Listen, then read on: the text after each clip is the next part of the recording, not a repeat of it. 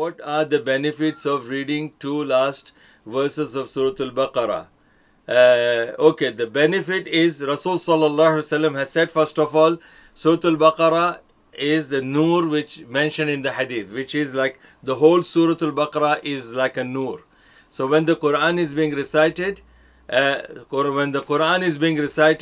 then the nur is coming down, the light is coming down from Allah subhanahu wa ta'ala. So this is first thing. Second thing is, when a person is reading Surah Al-Baqarah and last two verses are, if you read the whole translation, it says that you are confirming about your faith.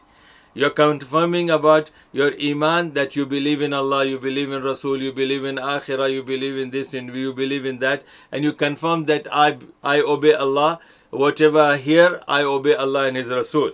And the last verse, you are making dua to Allah, Allah forgive me if I have made mistake.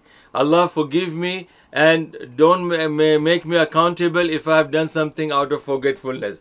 Allah send mercy upon me. Allah send blessings upon me. So hadith says that when you read these two verses and when you read Surah Al-Fatiha, what do we say in Surah Al-Fatiha? We say, إِيَّاكَ نَعْبُدُ وَإِيَّاكَ نَسْتَعِينُ اهْدِنَا الصِّرَاطَ الْمُسْتَقِيمِ صِرَاطَ الَّذِينَ أَنْعَمْتَ عَلَيْهِمْ غَيْرِ الْمَغْضُوبِ عَلَيْهِمْ وَلَا الضَّالِّينَ.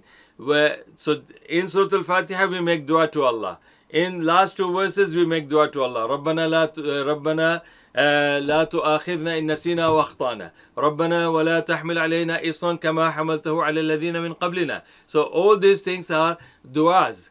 And Rasul Sallallahu Alaihi Wasallam has confirmed that when the people who read these two part of the Quran, which is Surah Al-Fatiha and last two verses, when they read this, the nur will come upon them, and whatever they will ask in those two portions of the Quran, whatever they are asking Allah, Allah is guaranteeing them and assuring them that they will get what they are asking Allah. So this is the reward for that, inshallah.